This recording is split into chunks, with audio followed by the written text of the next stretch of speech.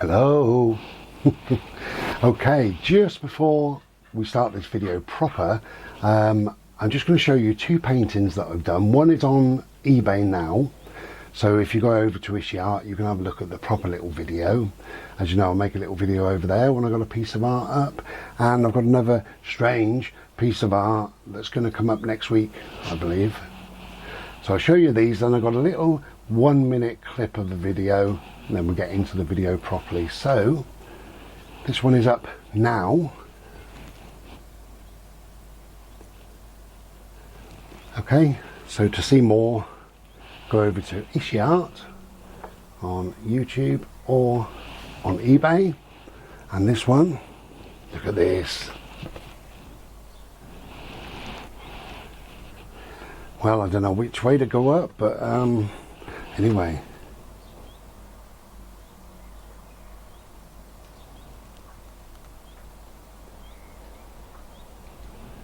It's a wild, crazy ride, that one. So it's a bit of a cooler, windy day, so we're going to go out and hit the woods. Hit the woods. So have a look on Art if you want to, or on eBay. The first one that I showed you, this one, that's up now, and hope you like it. So here's a 1 minute chilled out video, just a 1 minute chilled out video, and then join us in the woods in a bit. Cheers, be well. I must show you this. Look at that.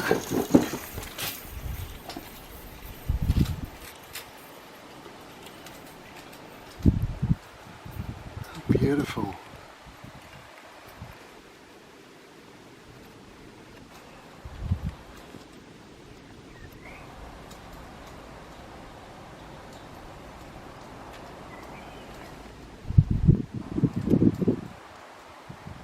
Glorious.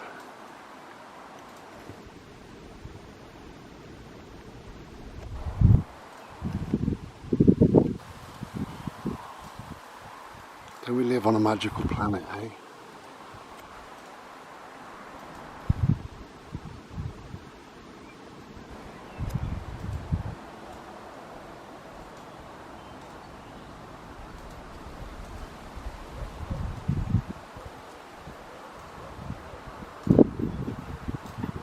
Glorious.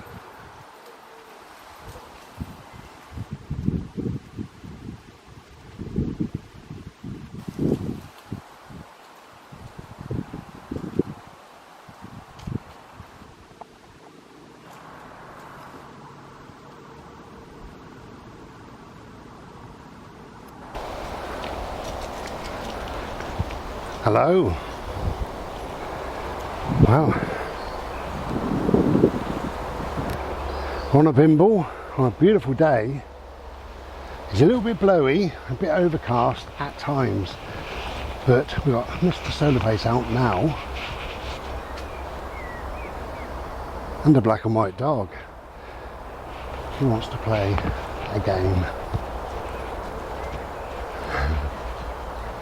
So this video is one of my empty in my head videos, and it may be a two-parter. So if you're interested in the subject, you might come back and watch the second part, or you might not.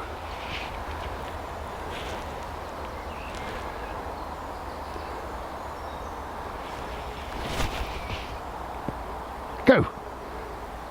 There! Well, for Christ's sake. Your ball's over there, mate. That's a waste of time. Okay, so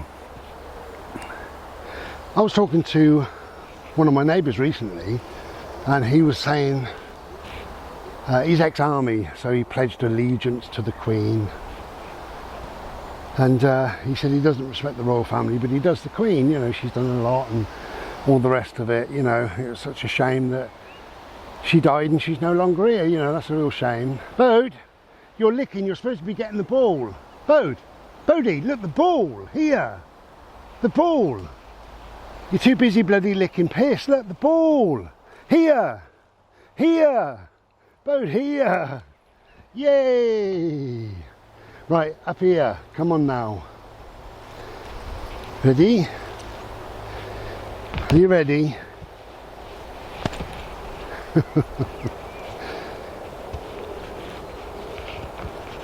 Anyway, I said to him that probably 90% of Americans know where they were when Kennedy was shot. They probably know the date. They know it was Lee Harvey Oswald, or so they're told, you know, whatever. They probably know quite a lot about it. And that happened a long time ago. They could probably name the last 5 presidents or something, you know.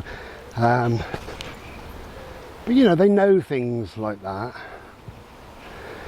Now, I said to my neighbour, the Queen's death and subsequent funeral, and Charlie with his jug ears, putting a hat on his head, just didn't really register, you know. It was just one of those things. But when I was about 11 or 12, we watched a royal wedding. I got a feeling it was Princess Anne, probably, and we watched it at school. And it was full of propaganda. The teachers said, oh, we're going to do a quiz after, and you know, all this nonsense. And they were saying, give us 3 reasons why the royal family are so important to us, why they really matter. Tell us what the royal family bring to this country, why they're so amazing, why they're beautiful individuals, why the ramblings of Bri bloke, he says they're vile, toxic family, but he's wrong. Because no, they're wonderful. They're wonderful. My belief, as you know, I'm not a royalist, I'm an anti-royalist, I suppose, but my belief is if you've got anybody in the country that's suffering, food banks, homeless, whatever, then we can't afford a royal family, can we? It's as simple as that. And to have kings and queens living in castles and mansions and being pushed around in a gold pram with £1 million hats on their heads, it's disgusting. When children are going without breakfast and the schools are trying to feed them, or old ladies are sitting there in the winter with no heat, they're dying because they can't, you know. Anyway, that's my feeling. You can think whatever you want to think, because that's why we've got a brain. But that's my thinking. Whether I'm right or wrong, I don't know, but well, I think I'm right, for me. So we can't afford a royal family. It's actually disgusting if we've got people that suffer. There it is, my friend, just here. There it is. Yeah. So we watched this royal wedding at school, and then all the propaganda started. Okay kids, this is what we want you to think and believe. The royal family are amazing. Don't you dare diss them. That's an old word, diss, isn't it? So I said I watched all that, and I kind of believed for a little while that the royal family were amazing. You know, till I grew up. And like I said, I can't call myself a royalist, probably an anti-royalist. I didn't like the Queen, didn't like anybody, not really. Got no... the Queen, out of all of them, at least she did something. You know, she kind of kept her gob shut, didn't get involved in politics, sat on billions and billions and billions of pounds and didn't bother helping her people out when they suffered. But never mind. And I said to him that part of this propaganda and I suppose it's brainwashing, isn't it, really? We have to be honest. This brainwashing of an 11-year-old's brain. They said when the Queen dies, we don't know what's going to happen. It's going to be awful, you know. It's like the world's going to come to an end. It's going to come to a stop, you know. Oh, good God, it's going to be terrible. And she'd been on the throne for 10 or 20 years by then, and she was on the throne for another 50 odd years. You know, why she couldn't shit, I don't know. But anyway, so you're led to believe that if and when she goes, my God, it's going to be awful. And that wasn't the case. I mean, was it the case, you know, for you? Because it wasn't the case. And I said to him, you know, Americans can remember when Kennedy was shot, but can you remember when the Queen died? And he said, not exactly. I said, what does it exactly mean, you know? And he said, well, he said it was about 3, 4 years ago, something like 5 years, I don't know. And I said, well, it was a big thing. And he said, yeah, well, I don't know, I didn't see much of it. And he's a telly watcher. And I said, well, old Juggy is, Charlie, was, you know, they made him up to be the Queen. A male Queen, could you imagine? This is how we live now. So anyway, they tried her hat on his head and they said, we now pronounce you Queen, Ma'am. So when was that? And he said, I don't know, it was years ago now, 3 years, 2 years, I don't know. So I said, okay, what about the month that she died? Do we know that? Or even the season? And he said, I honestly don't have a clue, not a clue. He said, I can remember on the news people were lined up. Now, did they have coats on or t-shirts? He said, I don't know. He said, I wouldn't even be able to guess what season or when, what year. I said, my God, this is your Queen. And he said, oh no. He said, it didn't really register. And I said, well, that's what I think. Anyway, I was on the phone to a friend of mine a little while ago, and I just relayed this conversation. And I said, I thought when the Queen died, it would be a massive, massive thing. And he said, maybe it was to a few people, but he said it wasn't really to me. I thought it would be, but you know, it wasn't very important in the end. So I said, when did she die? And his answer was, Christ knows. I said, well, you know, it's not long ago when Charlie became the Queen, didn't he, with his ears? So when was that? And he said, I don't know. He said, maybe a couple of years, 3 years, 4 years.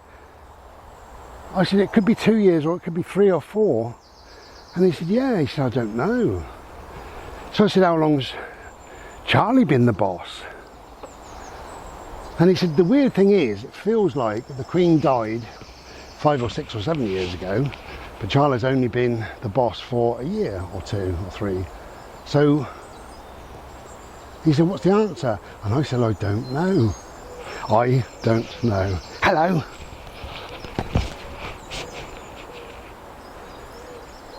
Bless him.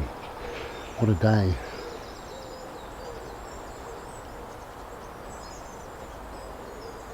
So when she died, it didn't become a big thing. I really thought it would. But now I can't say where I was when the Queen died, because I don't even know which year, let alone the season. No date is in my head whatsoever. But then I'm not a royalist. So you ask a royalist, and they don't know.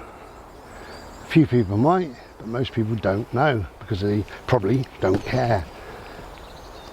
Now, what both people said to me, my neighbour and also my friend, was, I think the royal family should have ended with the Queen, if we're honest. Which I agree with. I think it should have ended a long time ago. But I certainly agree that Charlie is pointless, absolutely pointless. And of course William is just, you know, a flake off of Charlie's dead skin, so he'll be exactly the bloody same. And they're just takers and takers and takers, they give nothing. I mean, Charlie, they call him a traitor. He's got no respect for his country whatsoever. So he shouldn't be in that position. But I think William would be exactly the same. Anyway, so that's that. Now, it led me on to another conversation about the forgotten dead, you know. And we were chatting, me and my neighbour, but it turns out that most of it, well, we will all be forgotten, you know, if we're honest. And even loved ones that you've lost, your mum, dad, daughter, sister, husband or wife or whatever, somebody really, really close to you, they are already now forgotten to some people. And when you've gone, and other people that remember them, when they go, you know, they really will be forgotten, totally forgotten, and their graves won't be looked after or maintained, and they will be the forgotten dead, which is a shame. But perhaps that's, babe, bring your ball.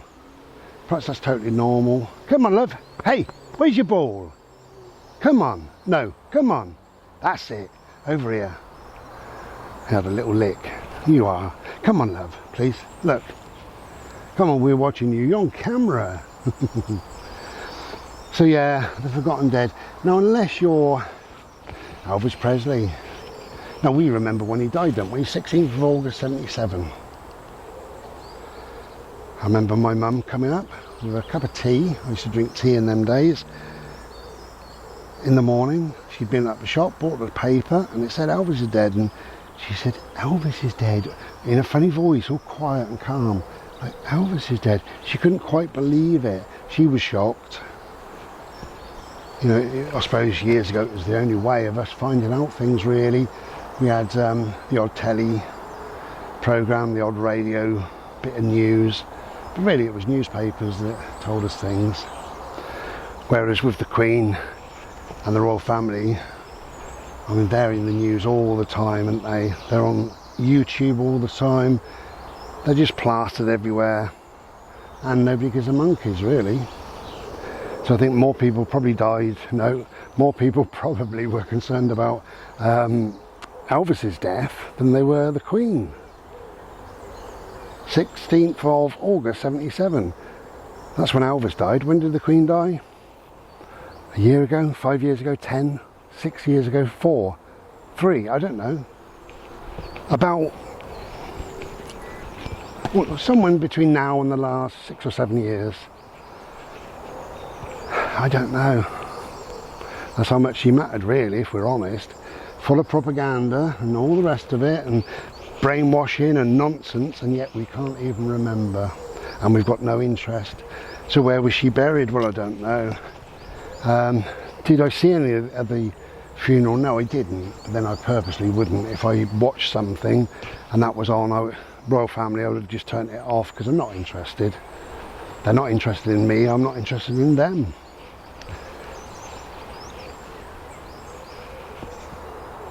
So, as I say, I might make this video in 2 parts, because the way my brain goes, and I do like to empty my head.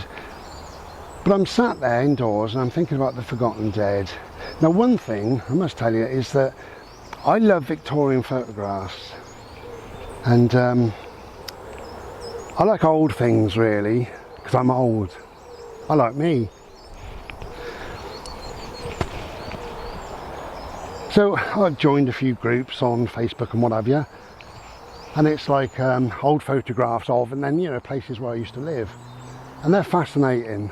It's fascinating to see how times change, how people change as well, you know, what goes on and all the rest of it.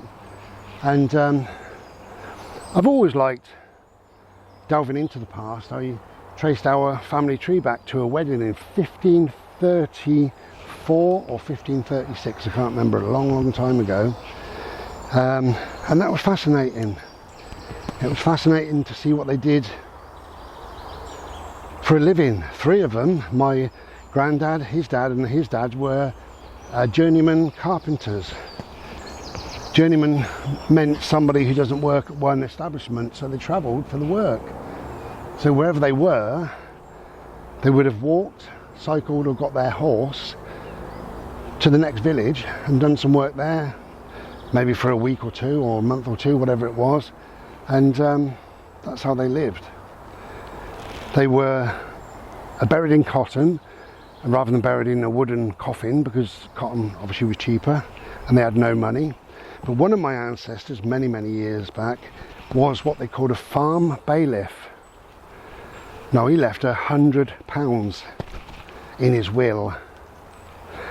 Bless him. So he was loaded. Now if you look at £100 when he died, I can't remember when it was, it was probably hundreds, maybe 6, 7, 800,000 pound he would have left, because it was a lot of money. I mean, £100 when rent was 4.5 pennies, when to buy a property would have been £96, something like that, and he left £100. It was incredible. Are you okay, my love? Are we having a laugh?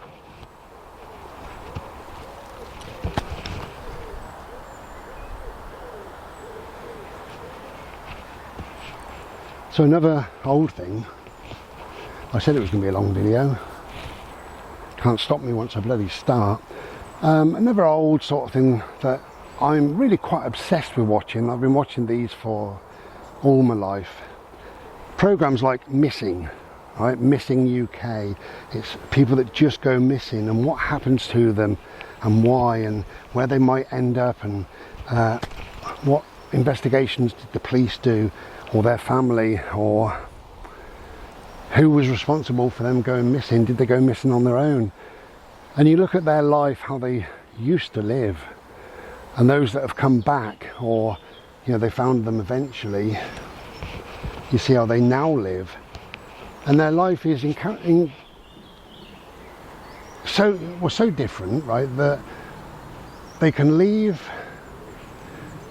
and it's as if they're in Victorian times. They're not. Maybe they're in the 60s or the 70s, and they've got a coal fire, they're freezing cold, they're on a couple of bob a week as an hairdresser or whatever, and you see them now and they own a boat and they live in, I don't know, some posh bloody place, you know. Ready? Go. Good boy. So I find all that fascinating as well. So I've always been into this old stuff, but these photographs on Facebook, on these groups like old photographs of blah blah blah, I look at them and I look at the Victorians in the photographs, and especially the kids who are just starting life, and they're all smiling, they all got caps on. There wasn't teenagers, was there? There was children, and then mini adults, and then adults. So they just dressed like mini adults. So they just look like their fathers, but bless them, you know, but they're smiling away at this camera thinking, I don't know what that is, and if it takes a photo I'll never see it. But bless them. I always feel quite sad really, because those people, obviously every single person in these photographs that I've seen are long dead.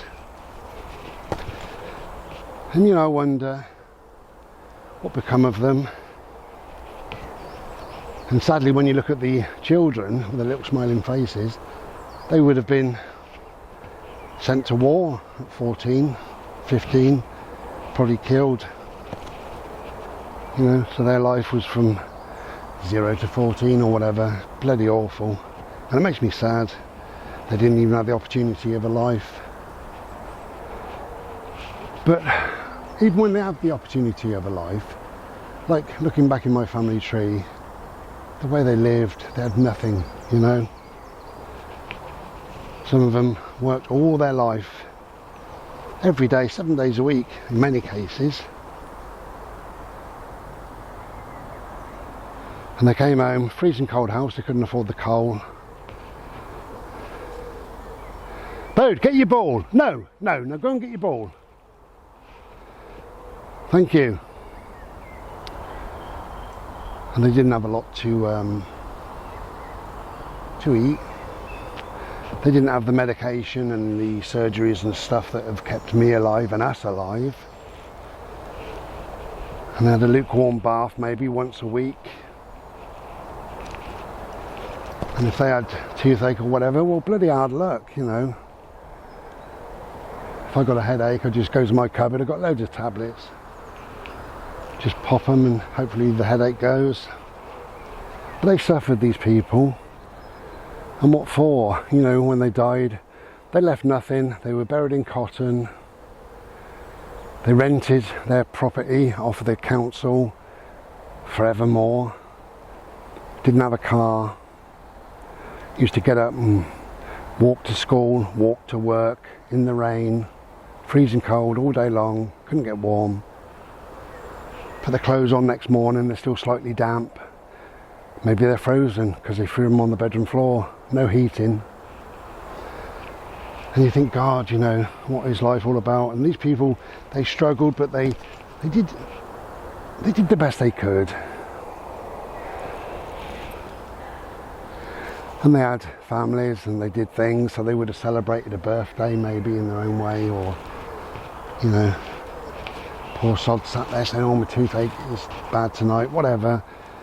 And these people, they are the forgotten dead, totally forgotten. You know, their graves would have been tended to for a year or two, or 3 or 4, 10 even.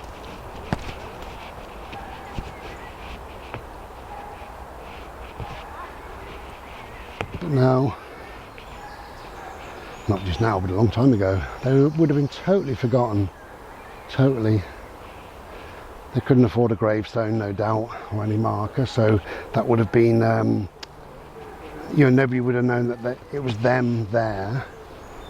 And yeah, probably no flowers, if anybody could afford a flower or whatever, but probably no flowers. And very soon the grass grew up and people just walked over them like they didn't matter, but they didn't know they were there. They were the forgotten dead. Ready my boat? Go!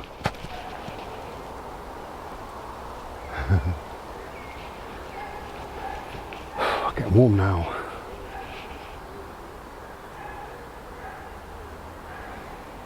I wish there was a bench here. I think there's a bench down that way and we'll head there slowly. Bring your ball, love.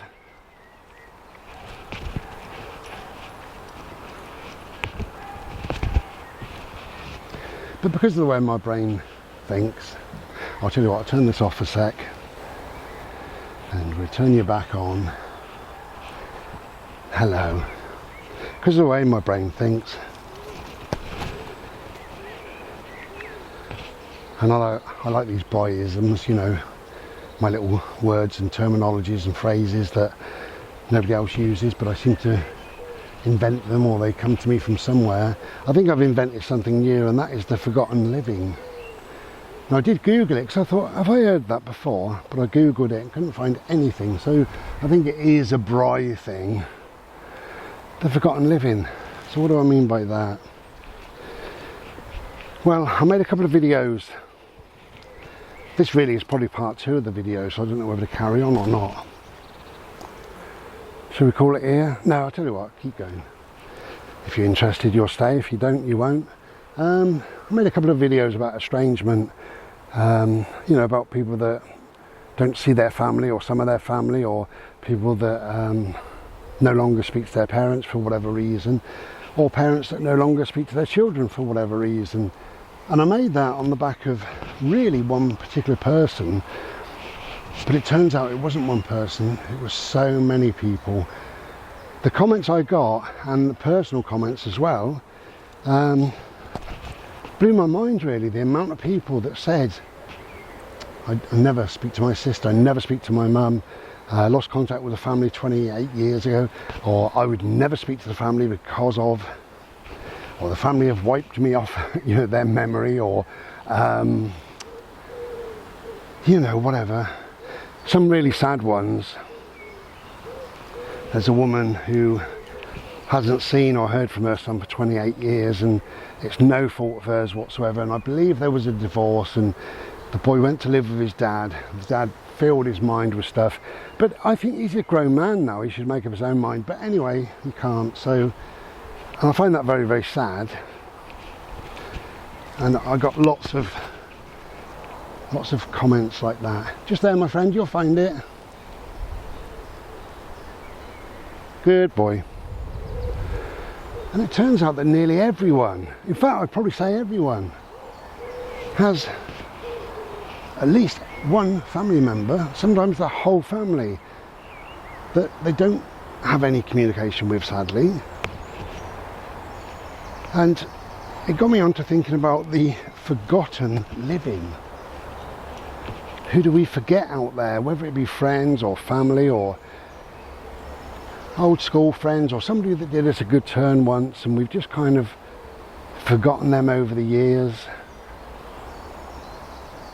Maybe we should reach out and just say, hello, remember me? Maybe we should.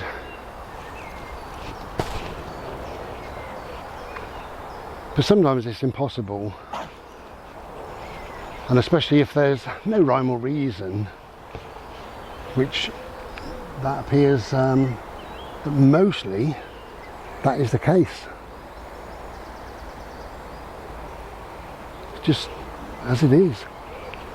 It's sad, but it is as it is. So the forgotten living could be me, could be you, could be lots of us, most of us perhaps. Perhaps we're forgotten living to certain people, an old friend, an old acquaintance, a boss, somebody that we used to really like at school, a family member, a long lost family member, cousin or whatever, an immediate family, somebody who once was close last year, 2 years, 5 years ago, whatever, same time the Queen died, whenever that might have been. Hello, go.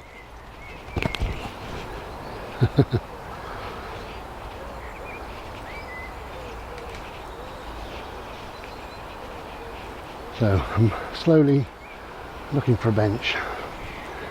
I'm getting very, very breathless these days. Bode, it's here, my love. Look, here, no, next to me. Here, here, no, here. Come here, come here. There, there. Good boy. Yeah, because of my heart.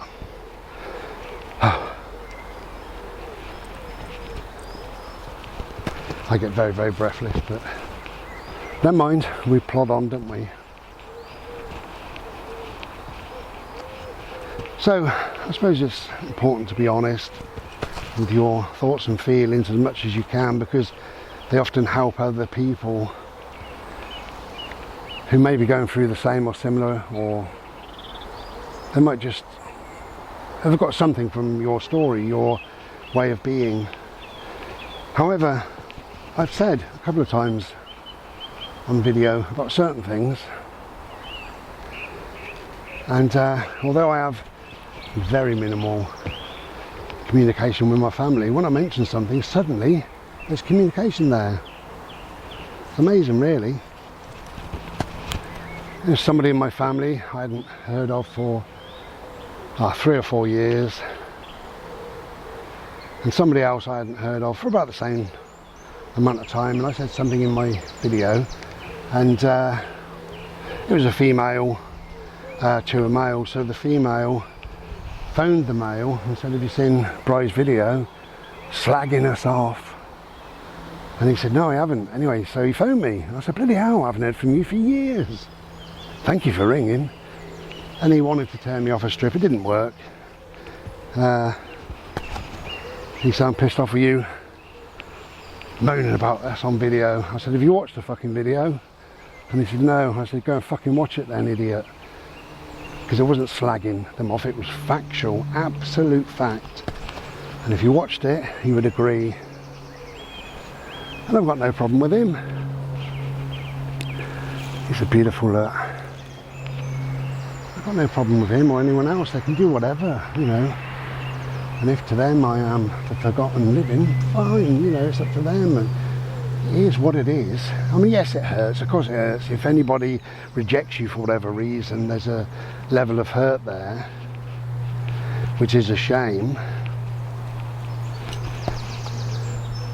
But in my life, I try and do what's right. And it's not necessarily right for me, but it's the right thing to do. So if somebody's hurting or concerned or going through bad times for whatever reason, then I'm there for them, you know. And I do the right thing, and I give them advice or help, or if they want me to be quiet, I'm quiet. If they want me to come and stay with them, I will. If there's anything I could do to make that little passage in time easier or better or less stressful, less complicated, I'll do it. So for me, I think that's the right thing to do. Now it appears that it's not for a lot of people, so that's fine. So I carry on doing what I feel is the right thing to do.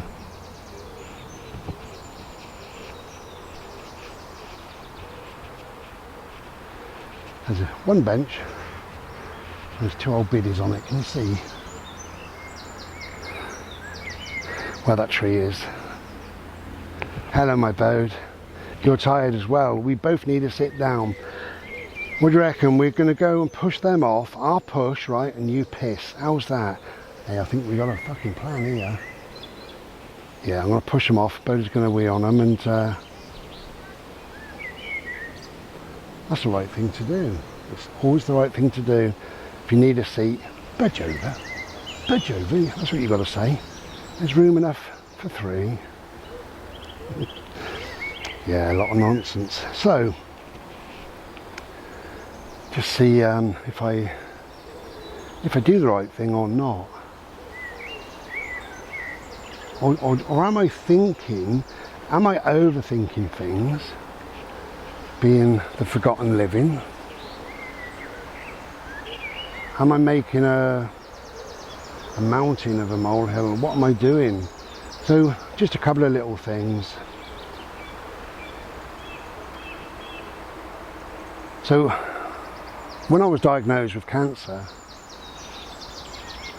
I was really quite ill, and in many respects, according to everybody in the hospital, just about everybody, I possibly wasn't going to survive it. That's what I was told, actually told. So you imagine, that's why I was so, you know, the anxiety and the panic disorder started because of that.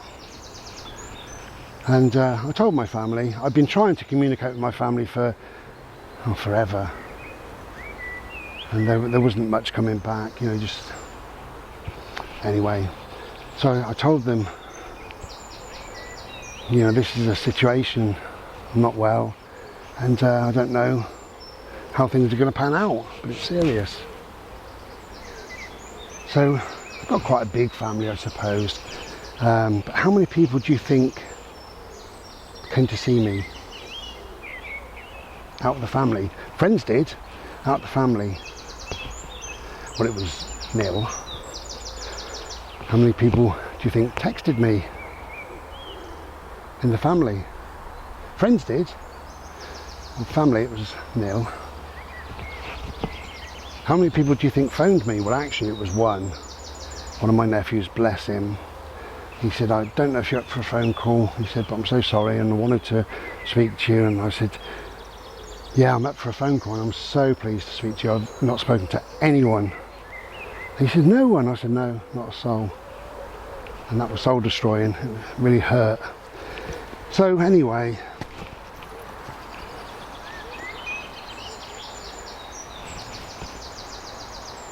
I let everyone know when the surgery was going to be, and you know, I didn't know how that was going to pan out. I was worried, and I said that, I'm really worried about it. Never heard anything from anybody, sadly, but never mind. So I had the surgery and I survived. Thankfully I survived.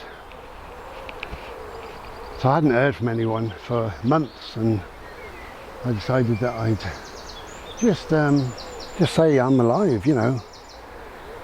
So that's what I said. I survived the surgery. Can you believe it? After all what I've been told, and I'm actually doing okay. So it's all good. It's all going to plan. I'm really, really pleased. And I text that to everyone. And sadly, I never heard a word back. Not one single text. So the forgotten living, yeah, I think so. During the surgery, my heart stopped a few times apparently, and that's when they discovered that I got a heart disease. So that was a bit of a, it was just something else actually, wasn't it, you know. So I had to go and see a specialist and other people, and when I first saw the specialist, who I really like, and he's great and I've got to see him again soon, he said this is quite common between siblings, brothers and sisters. I said, oh, okay. He said, you probably would have been handed it down, many thanks, from your mum or your dad. So instead of giving me £1,000, they give me heart disease. Never mind. So he said, on the back of that, he said, I'd like you to contact your brothers and sisters, whoever, everybody. And I went, oh Christ. And he said, you don't have any communication with them? And I said, not a lot. You know, I do, you know, text my sister occasionally because she's been really quite poorly. But no, nobody else. And he said, well, I suggest you do. He said, because they need testing and checking. He said, it's all very simple. Just, you know, if you were to text them, oh, that bench is empty. Bode, we're going to go and sit down over here, my love. Hold on. Oh, Jesus Christ, slow down. Why did I make the ground so low? I turn you off and turn you on again. I always do this because the camera dies otherwise. There we go, we're back. So, yeah, cut a long story short on this, but I had to message everybody and I said, just to let you know, I've been diagnosed with heart disease. It's called there's 2 or 3 different tests you can have, but they're very, very quick and simple. The specialist has asked me to contact you because it does run in the family. So, no, stop licking. So it does run, your siblings, brothers and sisters often have it. Get away from my bench.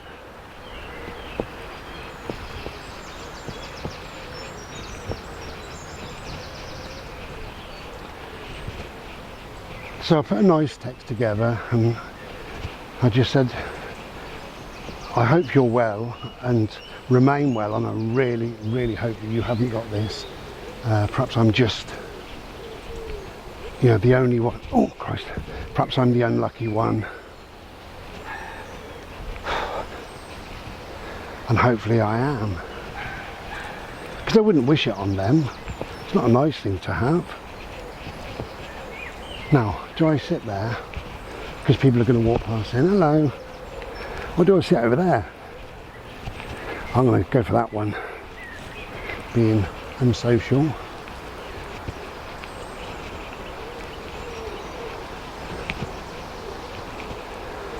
There's a indoor shelter there if it's raining, but I think that's too hot for me, you know, me and my temperature, so I think we're going to go and sit on that one. So I put a really nice worded text together and I sent them all the same text.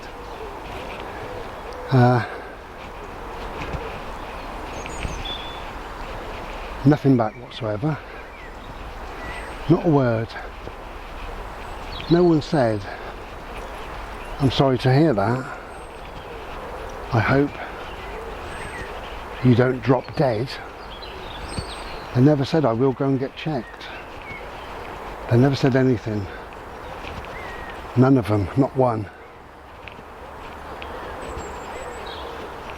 I'll just turn this off again while I take a seat. So we sat down.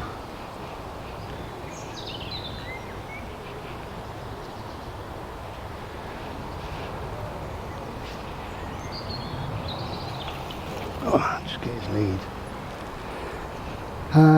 So anyway, I didn't hear from anybody, which was, I think, a real shame, because, you know, again, I do the right thing, and the right thing was, no matter if it's awkward, the right thing to do was to communicate and to say, you know, this is a situation. That was the right thing, to let them know. I could have not bothered, but no, the right thing, do the right thing. So here we are, 21, 22, 23, 24, 25, 4 years later, and I have no idea whether anyone or all of them got themselves checked. No idea. In those 4 years, not one of them have said, how are you doing? How's your heart? They've forgotten living.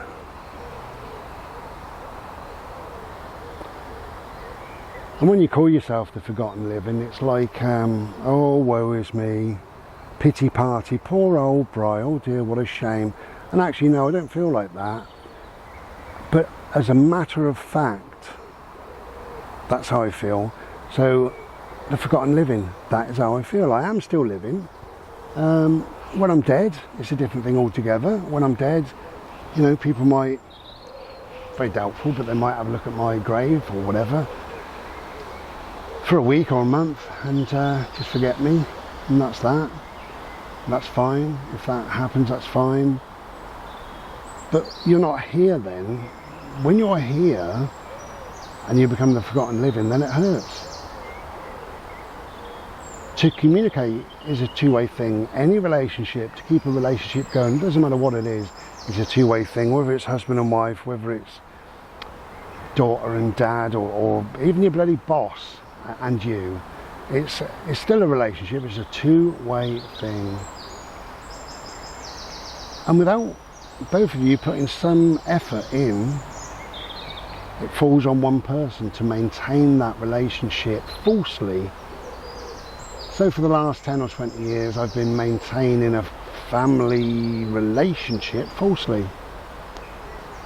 And anyway, I'm going to cut this short because I'll just tell you one thing, and it is about doing the right thing. I can't get over the fact that I had cancer and then followed by the heart disease, and then communication was absolutely bare minimum, if that. Can't get over that because I wouldn't be like that myself, and in fact I'm not like that myself. So yeah, the forgotten living. It's sad, isn't it? But that's how I feel. Saying all that, I feel fine. You know, luckily I've got my dog in my life. I've got me in my life, and I'm okay, really. You know, I've got my art in my life. I've got my reading, my writing, my music. I got bimbling, nature. I've got quite a good life, really. But most importantly, I do have lots of spiritual brothers and sisters. I am very reclusive. I am a person who mostly prefers to be on my own. I can cope with life on my own, but it's all to a degree, because we are people that need people, really. And whether you need them 100% of the time or whether you need them some of the time, that's up to you, really. I need people some of the time, and when I need people, I go to my spiritual brothers and sisters, and I've got lots of them. My good, close friends, you know who you are, and I've told you before, you are my spiritual brother or my spiritual sister, and I love you, and I really do love you, because I've chosen you and you've chosen me. Families don't choose each other. It's a set of circumstances. We're just born into this, you know, pile of bodies, and then we're supposed to love each other, and clearly we don't, you know, or clearly love is only one way or whatever. But when you have when you have friends, any sort of friends, you've chosen them, they've chosen you. I'm not crying, by the way, I'm sweating, bloody hell. And that's even more important than a family, much more important, actually. So all these years I've sadly let go of the family to some extent. I will always be here for them. If they ring, I'd be more than pleased. If they visited, I'd be more than pleased. If they text me just once every 5 years, I'd be more than pleased. But it's very, very unlikely ever to happen. So, you know, never mind. We move on from that and we move into a different realm. Still needing family, I suppose, and that's why I refer to them as my spiritual brothers and sisters, and you mean the world to me. So thank you for being in my life. And all this sounds very dour and sad and what have you. I'm just saying fact. I'm just saying what I believe.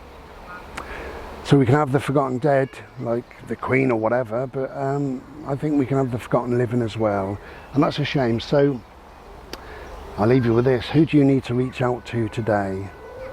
Is there somebody in your family, some friend, some co-worker, some neighbour? Is there somebody that you think, I wonder how so-and-so's getting on? I'd love to know. Well, don't sit there loving to know. Give him a shout. Okay, we are just going to sit here for about half an hour and then go for a bit of a bimble. So I'll show you a bit of water just as we finish off. And in the meantime, take good care. Use your voice, use your fingers, communicate, and be well. Ta-ra.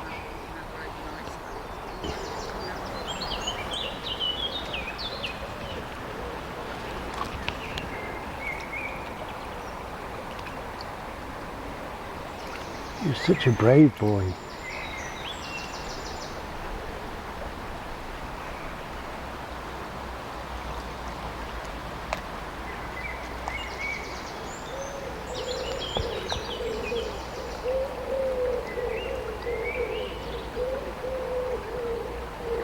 Good boy.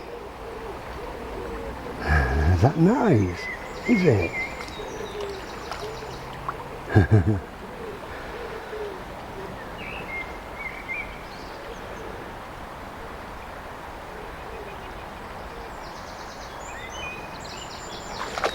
Must be lovely on his feet.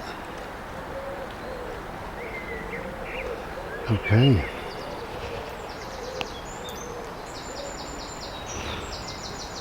Yeah, it's been a long video this, but lots to say. Always nice to empty my head.